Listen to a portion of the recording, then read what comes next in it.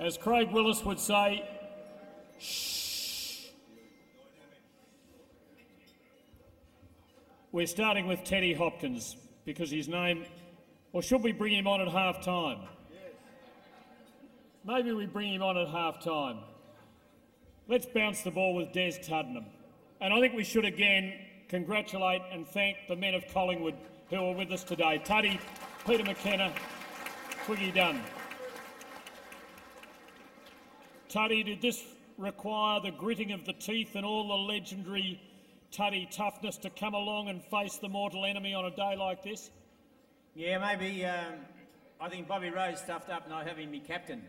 I would have won the toss and we'd gone on with it, but Hopkins, he wouldn't have been sitting there if I'd have been on him, I tell you. He'd have shit himself. Well, I'd have given him a backhander before I tell you, I said to McKenna, I said, I wish I'd have been on him. I tell you, you got Tully on him, but had I been captain, I would have gone down on you, and you wouldn't have got many kicks, I can assure you. Well, I had this feeling, you know, after I kicked a goal or two. You were shit scared of him. What's wrong with you? Yeah, no, I want to tell the story there, John, because after I kicked a goal or two, I kind of had this feeling that a Collingwood player might come after me, and that's why I ran so fast. Yeah, no, I don't really think that you know, I know after half time, had we kicked straight, Tim, you know, there's been an enormous difference in the game. We were 44 points in front. McKenna, I think we were 4-8 with 12 points at half time. We kicked 18 points, you know. Had we kicked straight, and it was amazing that McKenna had kicked so bad at half time, you know. I'd kicked the ball down here 10 bloody times, and you stuffed it up. 6 more kicks for me, but no, I think today, I know it's, I think it'll make sport today, and for me anyhow, and you know, it really hurts. We didn't win a premiership, but we acknowledge Carlton, what John said before, you know, it's nice to win, but you also got to have a little bit of humility about when you lose. And today, you know, I think it's 40 years on, and the friendship, you see Gouldy here, like Gouldy, I loved playing against Ragsy. I used to try and run through him. And he used to jump out of the way and I'd get the next bastard.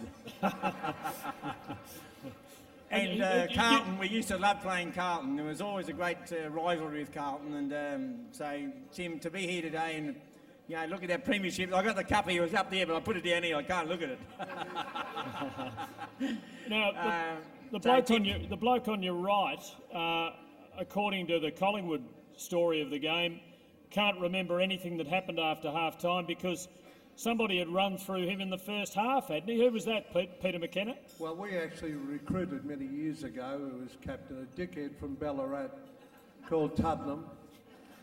And just before half-time, I was playing on Kevin Hall, who is a great mate of mine. He's over here today, and Tuddy tried to run through Kevin Hall just before half-time and ran through me instead. He tried it again when he came back as captain coach of Essendon in 1972, and he missed me. This time he missed me, but he ran through me just before half-time. So I've got no memory of half-time and the second half. But look, we at Collingwood would never make excuses about that game. We'd beaten Carlton in 1970 3 times. We beat Carlton twice in the home and away. And the second semi was one of the best games ever. If you recall, we won by 10 points in the second semi. But Carlton had a good side, real good side. But Carlton had a great side, and even to come in here today and see Robbo is a great mate of mine here, and Jezza and John Nichols and Adrian Gallagher and all these, David Swan Mackay, Carlton had a fantastic side. So we've got no excuses. We were 44 points in front. We didn't win it. We were still 3 goals in front at 3/4 time and still lost. So no excuses whatsoever. They were 2 great sides that year, and but it still bloody well hurts. And I thought about not coming today, but Bobby Lowry was very persuasive. And I see Ian Collins over here. Now, he's the boss here at this bloody stadium. Aussie young player, 19 years old, playing at Carlton, playing centre forward one day. And I got this almighty elbow to the head, and I got about 8 stitches in my left ear. And Wes Lofts was full. This is my introduction to league football. Wes Lofts fullback. Ian Collins, a dirty little bugger he was, in the back pocket. And later on, Vinnie Waite was in the other back pocket. There's my other mate here, Jimmy Buckley. He's a dirty little prick too. I think he'd agree with that. And of course, but the dirtiest player, honestly, I ever played with or against, was sitting right here next to me, and he was my captain. And he used to say to me, Peter, as we're walking down the race, Tuddy used to say, Peter, I'll lead the way and show you the guts, he said. And this is a fair dinkum story. I'll tell you one story about Tuddy. When I was a young player, I thought the captain of the club, Des Tuddenham, would give me some good advice. He said, Peter, my advice to you is this. When you get to the ground, make sure you get there a minute behind me. Because when I get there, all the young girls will come and get my autograph and you'll get in unannounced. And that's what he used to do. and of course, we let Peter McKenna say a few bad things about Carlton players because he is one of us. He later on donned the navy blue jumper. He saw the light and became a Carlton man. I did play with Carlton in 1977. I thought, I can't win a premiership at Collingwood. I'll go to Carlton, who was still no bloody good.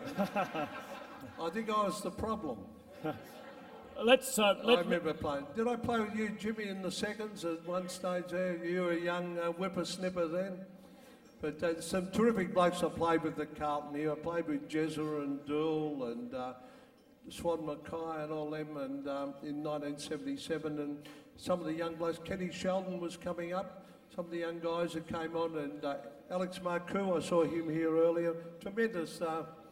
I loved it at Carlton in that 1 year, even though I was here briefly, and it's terrific to be here today, and also with my mate here, Twiggy.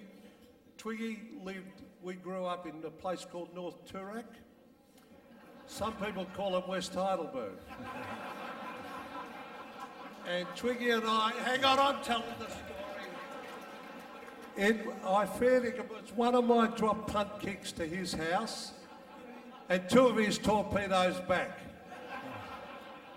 We should welcome Twiggy and give him a chance to say a few words. Ross Dunne, who of course is so well remembered in history as having taken the mark in the last minute of the 77 grand final to make it a draw. But of course, Ross, of all the Collingwood players and all the agony of 1970, I guess it was worst for you because, as I recall, your father had died during the week. And the day before, Tim, so, I'm not sure whether it had any effect on my teammates, to be honest with you, but my father wouldn't want me to go out there and give it my all, so it was a bit tough, I suppose. A bad week all round. I guess life's got a bit better since. Yeah, it has, yeah. I mean, the Pies, to watch the Pies now, it's a pleasure to see how professional they are and how they run and how they perform on the field. It's a pleasure to watch them. And of course, you, apart from giving Collingwood great service on the field, you worked at Victoria Park for the club for many years. You still follow them closely? I still follow them closely, yeah. For 23 years I was down there and working with all the members, spent a lot of time helping them and had great times there, so I follow them very passionately. And do you have any good memories of 1970 and that big day? Any good memories? I'm trying to think. Oh, we had a pretty big build-up. I mean, we won the second semi. We had 2 weeks to think about the game, which may have been a bit much. There was a lot of pressure. We hadn't won a premiership for so many years. Carlton had played in the grand final the year before, but as Peter has said, we don't make excuses. But that was pretty tough to come up fresh mentally. So whether that took a little bit of toll in the end, I don't know. But it was a pleasure to play with our team in that club at that time. Terrific. I actually heard a talkback caller on SEN, I think yesterday, saying that he was naming the best teams he's ever seen. And he's followed Carlton since 1954. and he ranked the Collingwood team of 1970 as the second best team he'd ever seen. Now, it was just one caller and his opinion, but it was an interesting observation. It was a very talented team that you had. That was me. That was Tuddy. That was me. When you take the players individually, you'd probably put them up there. Yeah. But it's a team that wins premierships and has success. You can have all, as the old saying goes, you can have a team of champions, but a champion team's a better way to go.